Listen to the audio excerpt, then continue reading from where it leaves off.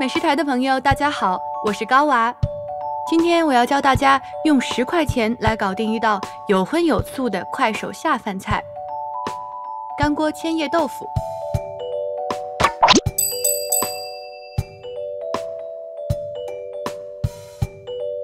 千叶豆腐的口感和一般豆腐相比很不一样，更有韧性和嚼劲儿。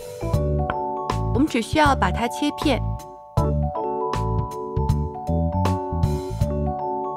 五花肉也改刀成薄片，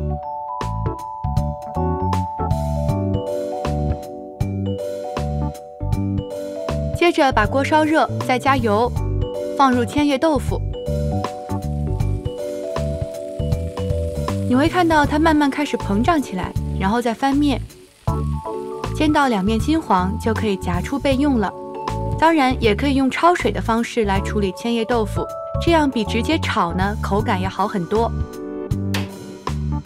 锅中再加入少许油，下入五花肉煸干，逼出五花肉的油脂来，这样再经过炒制就不会软趴趴的。炒好的五花肉移到锅边，下入姜和蒜、干辣椒，还有红油豆瓣酱爆香，再混合豆腐炒匀。